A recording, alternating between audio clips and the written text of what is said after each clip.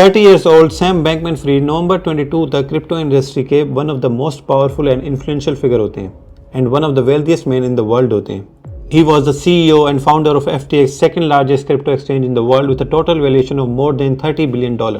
7th नवंबर 22 को Sam की total net wealth होती है $26 बिलियन, जबकि 11th नवंबर 22 को सैम बैंकमैन एंड FTX दोनों बैंकरप्ट हो जाते हैं। कैसे? जस्ट इन फ्यू डेज दोनों जीरो पे आ जाते हैं, a big zero. The most respected person in crypto industry became the most hated person.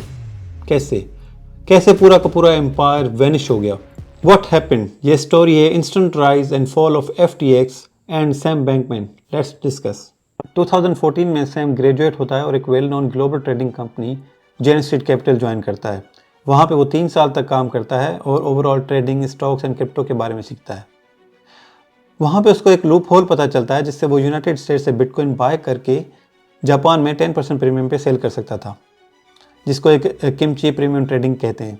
2017 में अपने कुछ फ्रेंड्स के साथ मिलके वो एक ट्रेडिंग फर्म स्टार्ट करता है जिसका नाम था एलिमेंटा रिसर्च। एलिमेंटा रिसर्च में सैम एंड उसके फ्रेंड्स मिलके यूएस से बिटकॉइन बाय करते थे और जापान में 10% प्रॉफिट के साथ सेल करते थे। अकॉर्डिंग टू सैम वो पर डे $1 मिलियन का प्रॉफिट अर्न करते थे। 2019 में वो अपना नेक्स्ट प्रोजेक्ट शुरू करता है FTX, a crypto exchange company. उस टाइम जो क्रिप्टो एक्सचेंजेस थी वो सिंपल बाइंग और सेलिंग के फीचर्स प्रोवाइड कर रही थी। सैम एक एडवांस ट्रेडिंग प्लेटफॉर्म लेके आ रहा था जिसमें बाइंग और सेलिंग के अलावा लोग options, margin trading, future trading and sophisticated tools use कर सकते थे। सैम अराउंड $2 बिलियन रेज करता है FTX के लिए from top companies like Sequoia Capital, BlackRock, Tiger Global, SoftBank and also Binance. जैसे जैसे क्रिप्टो की प्राइसेस बढ़ रही थी वैसे ही FTX ग्रो कर रहा था। FTX बहुत ही अग्रेसिव मार्केटिंग कर रहा था जिसमें यूएस के टॉप सेलिब्रिटीज़ FTX के एड्स में आ रहे थे, स्पोर्ट्स इवेंट्स को स्पॉन्सर किया जा रहा था एंड मैनी मोर। वो एक हाउस होल्ड नेम बन चुका था।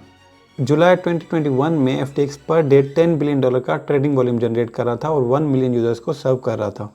एंड बाइनेंस की तरह FTX अपनी क्रिप्टो करेंसी FTT लॉन्च करता है और यूजर्स को काफ़ी डिस्काउंट देता था अगर वो अपने फंड्स FTT में स्टोर करते थे। दुनिया भर की trading companies FTX platform use कर रही थी और ये सेकंड लार्जेस्ट क्रिप्टो एक्सचेंज बन चुकी थी after Binance. With in 2 years Sam billionaire के साथ साथ एक स्टार बन चुका था और उसको वॉरेन बफेट के साथ कंपेयर किया जा रहा था। उसके फोटोज डिफरेंट मैगजीन्स में आ रहे थे। इवन 2020 में जो बाइडेन की कैंपेन में 5 मिलियन डोनेट करता है। 2022 में यूएस मिड टर्म इलेक्शंस में अराउंड 50 मिलियन डोनेट करता है। सैम बैंकमैन एक इफेक्टिव अल्ट्रुइज्म फिलोसॉफी पे यकीन करता है जिसका मतलब है कि वो अपनी लाइफ में जितने भी अर्न करेगा वो डिफरेंट कॉजेज में डोनेट करता जाएगा। पॉलिटिकल डोनेशंस के अलावा उसने $150 मिलियन डोनेट किए थे डिफरेंट कॉजेज में।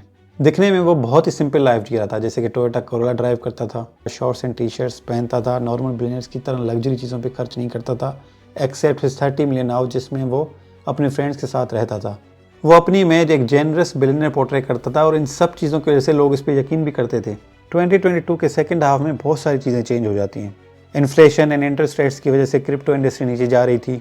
काफ़ी क्रिप्टो कंपनीज बैंकरप्ट हो रही थी, जैसे कि Luna and tether USDT crash कर गए। सैम की दूसरी कंपनी एलिमेंटा रिसर्च भी कुछ खास परफॉर्म नहीं कर रही थी, पर वो दूसरी कंपनीज को सेव करने के लिए उनको फंड्स कर रही थी, जैसे कि उन्होंने $500 मिलियन दिए वॉयेगर को उनको सेव करने के लिए, पर वो बैंकरप्ट कर गए और उनके $500 मिलियन डूब गए। इन चीज़ों की वजह से सैम को क्रिप्टो इंडस्ट्री का सेवियर कहा जा रहा था और उसके अलावा उसको किंग ऑफ क्रिप्टो भी कहा जाता था। अब यहाँ पे एंट्री होती है बाइनेंस के CEO CZ की। सैम एंड CZ आपस में राइवल होते हैं और एक दूसरे को बिल्कुल पसंद नहीं करते। CZ FTX का अर्ली इन्वेस्टर भी था और उसके पास अराउंड 500 मिलियन वर्थ के FTT होते हैं। शुरू में दोनों की अच्छी बनती थी, बट बाद में सैम US गवर्नमेंट के साथ लॉबी करता है टू रेगुलेट डिसेंट्रलाइज्ड एक्सचेंजेस, जिसमें CZ की काफ़ी इन्वेस्टमेंट है और ये बात CZ को बिल्कुल पसंद नहीं आती।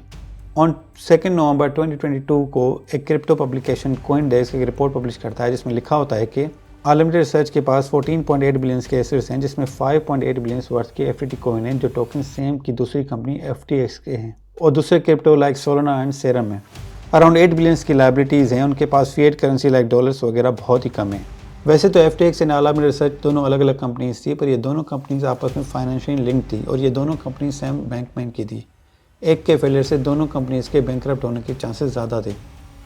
लीक डाटा से पता चलता है कि एलिमेंटा के पास जो एसेट्स हैं वो इतनी जल्दी सेल नहीं कर सकती और अगर कस्टमर्स विड्रॉ करेंगे तो उनके पास इतने डॉलर्स नहीं है कि वो सबको रिफंड दे पाएँ। यहाँ पे CZ को एक अपॉर्चुनिटी मिली और उसने सोचा कि this is the perfect time to take down Sam और उसने एक ट्वीट कर दी, we are selling all FTTs। अब CZ के पास इतने टोकन्स थे जिससे FTT क्रैश हो सकता था, मार्केट में हंगामा मच गया एंड इन्वेस्टर्स ने अपने फंड्स विड्रॉ करने शुरू कर दिए। With in a day FTT की प्राइसेस 80% डाउन हो गई एंड अराउंड 6 बिलियन के फंड्स एफटीएक्स से विड्रॉ हो गए। इन्वेस्टर्स अभी भी विड्रॉ किए जा रहे थे, बट नाउ एफटीएक्स एंड आलामीडा के पास फंड्स नहीं थे एंड दे स्टॉप विड्रॉल्स। आलामीडा और एफटीएक्स के पास सिर्फ एफटीटी थे और कुछ और कॉइन्स थे जिनकी अब कोई वैल्यू नहीं थी। सैम फंड्स के लिए सीजेड को अप्रोच करता है और एफटीएक्स बाय करने का ऑफर देता है एंड सीजेड मान जाता है। वो दोनों नॉन बाइंडिंग एग्रीमेंट साइन करते हैं और ड्यू डिलिजेंस के बाद बाय करने का कहते हैं। देखने में ये एक जीनियस मूव था, अपने ही कंपेटिटर को बाय करना, और वो भी arch rival. But after 2 days CZ ये डील कैंसिल कर देता है, citing too many issues and customer funds are mishandled. Market और पैनिक में आ जाता है और सैम की हेल्प के लिए कोई नहीं आता। 2 दिन के बाद सैम आलामीडा रिसर्च एंड एफटीएक्स की बैंकरप्सी फाइल कर देता है। लोग सरप्राइज हो गए और गुस्से में आ गए कि ये क्या हो गया, एफटीएक्स इतनी बड़ी company, Sam one of the wealthiest man in the world, within a week कैसे कोलैप्स कर गया, बिलियंस ऑफ डॉलर्स कैसे वैनिश हो गए। क्रिप्टो एक्सचेंज जो हर ट्रेड पे कमीशन अर्न करता है वो कैसे बैंकरप्ट हो सकता है, आखिर फंड्स गए कहाँ। इन्वेस्टिगेशन से पता चलता है कि जो कस्टमर्स ने पैसे डिपॉजिट किए हुए थे एफटीएक्स में, वो सैम ने आलामीडा में ट्रांसफ़र कर दिए थे विदाउट एनी कंसेंट, जो एक बहुत बड़ा ऑफेंस है। अब आलामीडा ने वो पैसे कहाँ किए हैं वो अभी तक पता नहीं चल पाया। कुछ लोगों का कहना है कि उन्होंने रिस्की ट्रेडिंग की है जिसमें उन्होंने सारे पैसे लूज़ कर दिए, पर इसकी इन्वेस्टिगेशन अभी तक चल रही है। किसी को भी नहीं पता था कि इतनी बड़ी कंपनी जिसको सेलिब्रिटीज़ इंडोर्स कर रहे थे, जगह जगह मार्केटिंग कर रही थी, वो इतनी जल्दी कोलैप्स कर जाएगी। मिलियंस ऑफ लोगों की सेविंग डूब गई और लाखों लोगों का कॉन्फिडेंस लूज हो गया क्रिप्टो में, जिसकी वजह से क्रिप्टो की प्राइसेस और नीचे जा रही हैं। अब कितना टाइम लगता है कॉन्फिडेंस रिकवर होने में, नो आइडिया, पर हम इतना कह सकते हैं कि crypto is here to stay, it has a lot of potential. आज के लिए इतना ही, थैंक यू सो मच।